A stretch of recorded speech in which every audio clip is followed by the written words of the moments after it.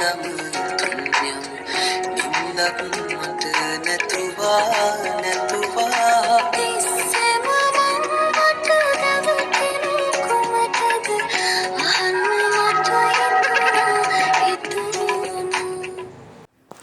Hello කොහොමද ඉතින් ඔයාලා හැමෝම සතුටින් පරිස්සමින් ඉන්නවා ඇති නේද? ඉතින් වැස්සෙන් පස්සේ වෙච්ච නරක දේවල් වගේම හොඳ දේවලුත් තියෙනවා. මෙන්න මේ විදිහට ගස් හැමදේම දළු දාලා තිබ්බා. හැබැයි ඉතින් හොඳ දේවල් වලට වඩා උනේ නරක දේවල්. ඒ ගැන නම් හරිම කනගාටුයි. ඔන්න මේ දවසක උදේ වරුව තමයි මම ඕගොල්ලොත් එක්ක ෂෙයා කරගන්නේ. මෙන්න මේ විදිහට දැන් තමයි ඉතින් ලස්සනට අවුව ටිකක් පායලා තියෙන්නේ.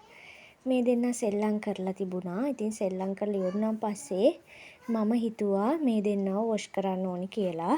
ඉස්සරෝම මෙන්න මෙයාව මම වොෂ් කරා. ඊට පස්සේ ඉතින් මම උදේට කෑම හදාගත්තා.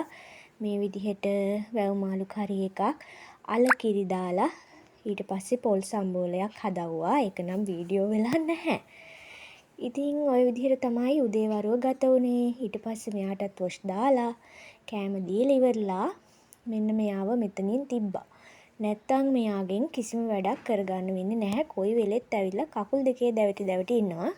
ඒ නිසා මම මෙයාව පුටු උඩින් තිබ්බා. ඉතින් ඒ වැඩ කටයුතු තමයි අද දවසේ කරේ. ඔයාලා හැමෝම සතුටින් පරිස්සමින් ඇති කියලා හිතනවා. ඉතින් වීඩියෝ එක පුරාවට එකතු වෙලා හිටිය ඔයාලා හැමෝටම තෙරුවන් සරණයි. පුංචි වීඩියෝ එකක් තමයි අරන් ආවේ. ගිහින් එන්නම් සතුටින් පරිස්සමින් ඉන්න.